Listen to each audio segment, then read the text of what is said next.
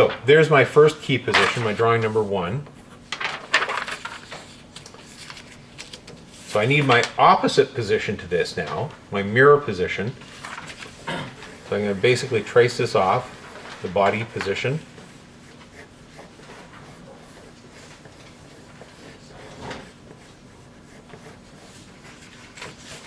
The body's in the exact same position, and I'm going to reverse the direction of the legs so that my leg that's on this side over here, the close one, is now over here.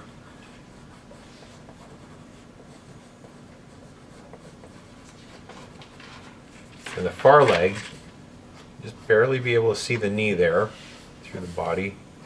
Because again, don't forget, we're working perspective here. Okay.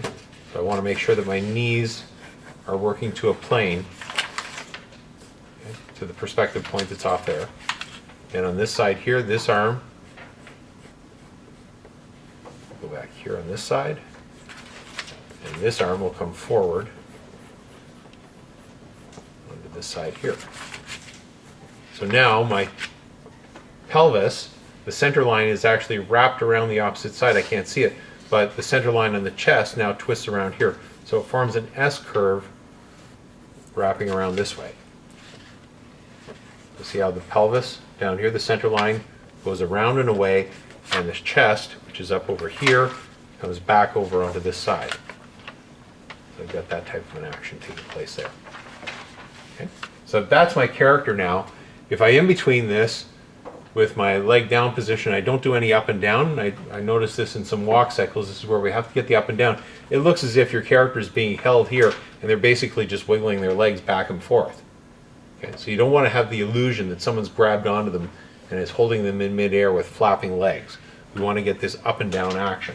So here's where we go to our mid-stride position and our low point on the body. So we've got to bring the body down here. So we're going to have this up and down action taking place. Now in the low point, again, here's where you have to decide what are you going to do with your upper torso. So in this instance here, I could put a little bit of a squish on the body here.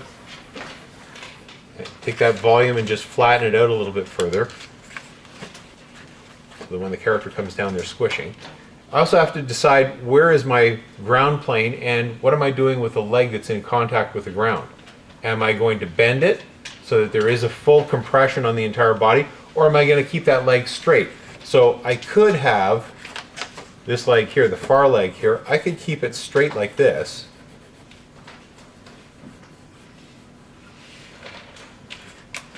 In that position, okay, and still have my up and down. It's my body that's compressing down over top of the straight leg.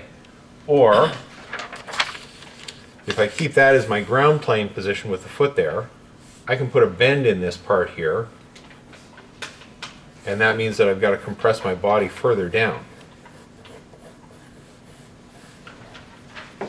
And just have it go slightly lower. So instead of it being here, it's actually down here. So now going from my high point to this point here, here's my compression. But I got to maintain my volume on my legs. I got to be careful not to make things shrink.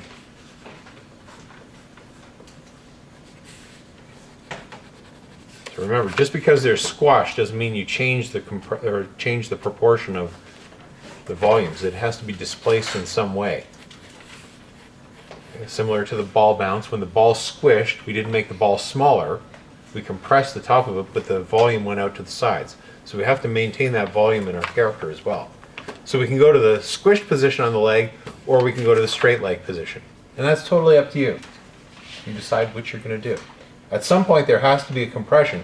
So once the character makes contact with the ground over here in the forward leg position when they touch the ground, you can put a compression point right after that if you wanted to. Right? So you choose where you're going to put it. So this is going to be my low point position here. Now we have to think of what's the upper torso doing. So in this one here, I've got my character, the curvature on the spine is going this way. What do I want to do in this drawing here? Okay, I could keep that curvature going this way and just compress the whole thing so it's the double ball bounce, both balls squishing together. Or I could think of in terms purely of the double ball bounce, what happened in this squish position with the second ball and the double ball bounce? What position was that ball in? Remember on your key, the bottom point when it was squished, what did we do with the top ball? Was it still stretched? It was stretched, right, because it was overlapping action, right? So we can keep the body here stretched out or even stretch it a little bit further, okay, than what we have in this drawing here. So we get a double ball stretch pull. So if I wanted to, I could do something like this.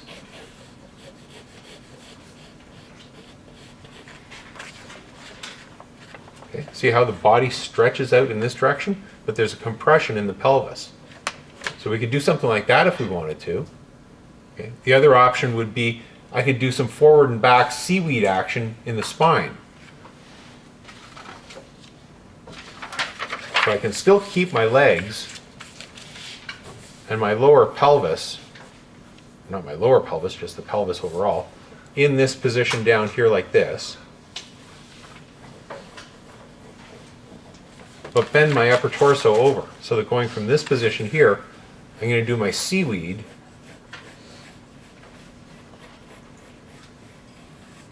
I have my body going to that position there with the reverse curve. Because this is on the mid-stride position. Don't forget, we're going from this position here, we're going to have a straight leg position where we contact the ground with the heel. Then we're going to have a compression drawing where we bend the leg as an in-between. And then we're going to go to this next drawing here. So from this position here, I've got to pull the body forward with a bend going this way on the next drawing, then another bend going forward, and then I snap it over into this drawing here. Right? So you've got to be thinking about what's happening next in all your drawings. Now, if you wanted to, you could separate these components out into separate entities and just animate just the pelvis and the leg by themselves. Just get the pelvis and legs going, animate it, see whether it works the way you want it to, and then go back and add on the rest of the body, the upper torso as the second ball, just the same way we did the double ball bounce. Animate them separately and then see what your timing looks like and then modify it and add it on as secondary action by shifting all your in-betweens over by one drawing. Okay? If you want to do it that way. But what I'm doing is I'm taking mental snapshots of what I want my action to be. And in this drawing here, this is the position that I would want my body to be in. So I'm going from this drawing here, number 1, where my spine is like this. This is drawing number 1. Then eventually I'm getting to this drawing here. So I've got 2, 3. This is my straight leg contact. This is my compression. And then number 4 would be this drawing here. This is my mid-stride drawing. This is the one where I bend it over. So what I want to do is I want to go from this position with the body to this position, and then snap. It goes over to that position there. And then on 5, 6, 7, I'm going to draw the body back up and then reverse my direction into number 8. Should look something like that. And then I snap over into this drawing here, number 1. So I've got my seaweed action taking place here. It's a modified seaweed. All right. Same principle applies. So I can either do that or I can stick with the one that I've got here where I don't have that seaweed action, where basically my body is going from 1, it's like this, and all I'm doing is I'm going to drawing number 4 over here, and I'm I'm stretching it on number 4, and then on 5 I would probably compress and bend it like this, and maybe a little bit more on 6, and then get back to straightening it out. Okay, so my action is taking place this way, and back up again. Okay, so it's a straight vertical up and down action with the double ball where I'm doing this, okay, as opposed to going forward and back like this. Right? But again, it's just, you're just thinking, what do I want my character to do? Right? Overall number of drawings, still 8. Okay? I'm just modifying the direction that things are going. I'm choosing it, the path of action will go forward and back this way, forward and back, forward and back. So it's forming a figure 8 that goes up this way, while the body goes up and down in this direction here. Okay? And then my arms are swinging back and forth like this, forming a figure 8. If I wanted to change the arms, I could do something different with the arms if I want to. And then I can add on the head as another secondary action that's going after the body, and it'll overlap on that part. It's just making choices of what you want your character to do. You pencil test it, See if it works. If it doesn't work, you've only got 8 drawings. Scrap them, start over again. Right? This will be the quickest, fastest assignment that you will have all year. It's only 8 drawings. We've never had another assignment that had so few drawings in it. Okay? So this, you can do it several times in order to get it right. Right? All right, so my number 4 drawing is going to look like this. So, essentially, let me just pull out all my other drawings here. Here's my 2 keys.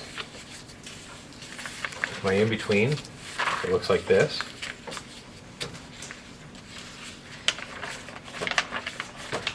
There's the action of the run. Okay?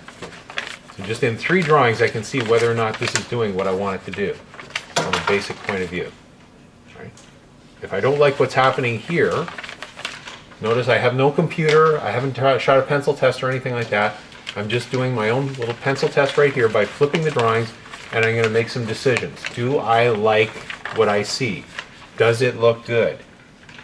If it doesn't look good, scrap it, fix it, change it, until it does look good.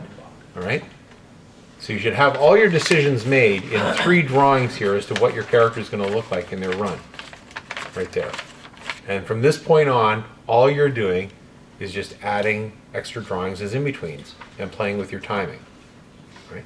So, because this leg here is this leg here, I need to now get my opposite leg, this leg here, forward into this position here. So I've got to decide where is that leg going to be.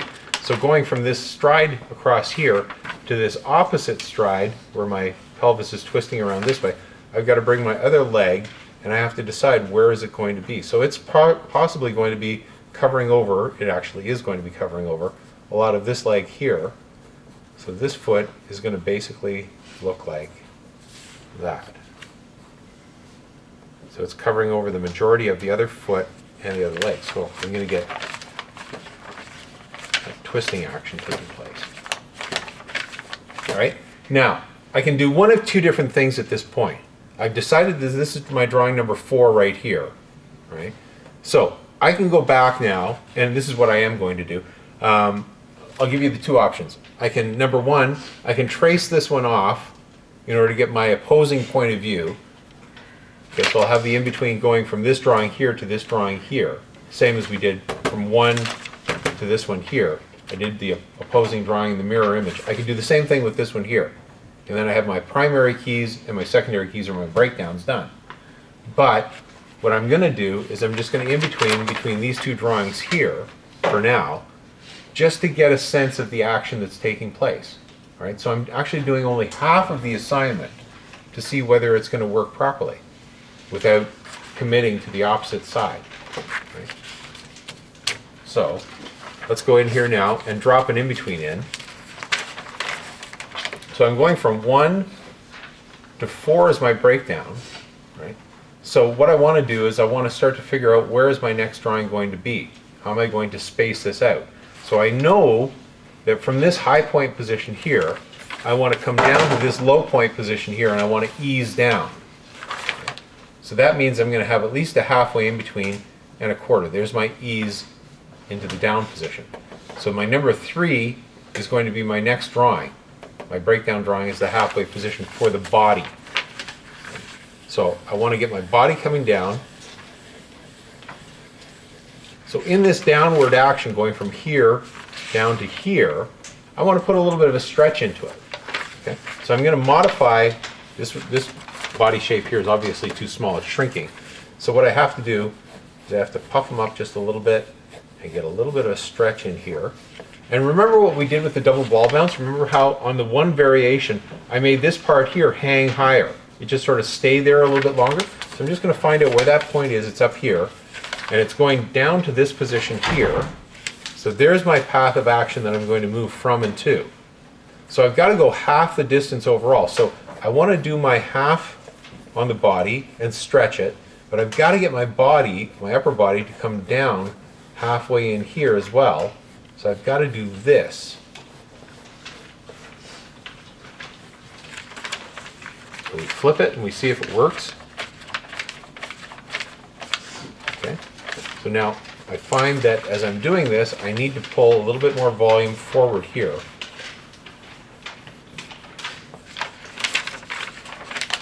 That's better there. And I can probably trim off a little bit in here. Like that.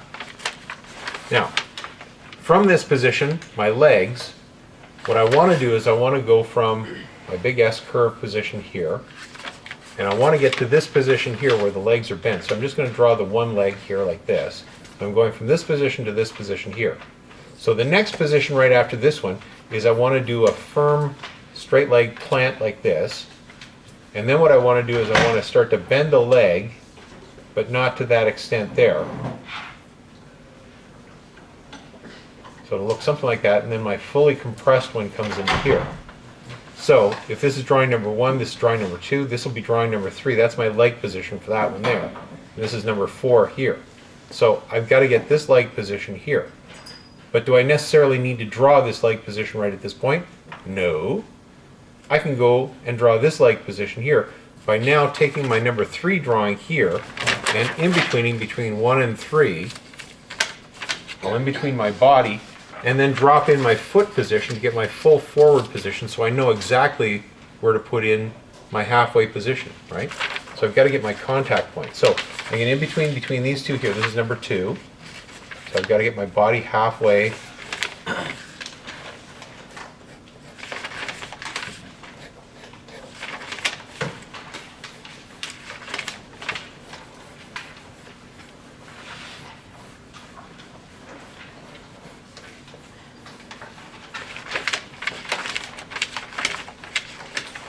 Okay, so there's my halfway on my body. So what I want to do is I want to go from this leg position here, I want to stick my leg straight out and contact it on the ground.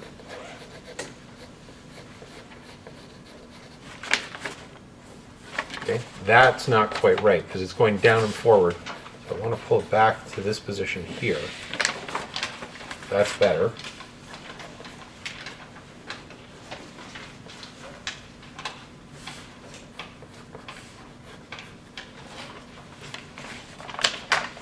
That's where I want to be there. Okay. I'm getting that foot down on number 2, and now I can go back here, take my number 4 drawing, pull my number 3 and put it on top. So I'm now getting in between number 2 and 4.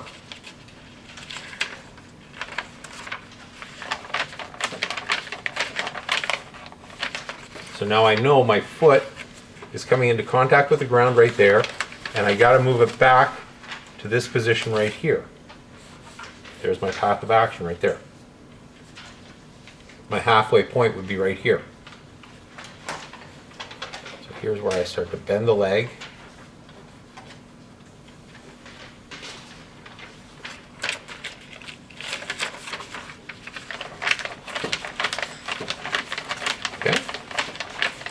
So it's just thinking it through logically of what you need in order to get the next drawing. I can't do number 3 first because I don't know where my extreme position is where it's touching on the ground. Okay? So if I'm going from my high point position up here, I got to get it down to the surface and then drag it across. And if I went ahead and did that position of this one here, I'd just be guessing. And my timing on it, my spacing on it may not be accurate to what I want in the previous one. Okay, so you can't do a proper in-between unless you've got the proper key position. So what's the key position? This is actually a key position for the foot on drawing number 2. Number 1 is my high point for my body. So here's where we get into this fine area of what is a key and what is a breakdown. What is a primary key and what is a secondary key? So this would be termed as a primary key. And that's why I circled it. But number 2, because it's a contact position for my foot, for this part of the body right here, that's a secondary key. But it's an in-between for the body. Right? So the terms that we're using here, primary key, secondary key, breakdown, in-between, are all relative to what part of the body you want to move at what point in time. Doesn't matter what you call it. Okay, just, you know, for the sake of technicality, that's, if you're trying to not confuse, if you're trying to confuse someone else, then you would just, blather on about, well, this is a key and this is an in-between and this is a breakdown, and they'd be going, what the heck are you talking about? Isn't that a key for the foot? So we're just clarifying that this is actually a secondary key for the foot position, but an in-between in the body.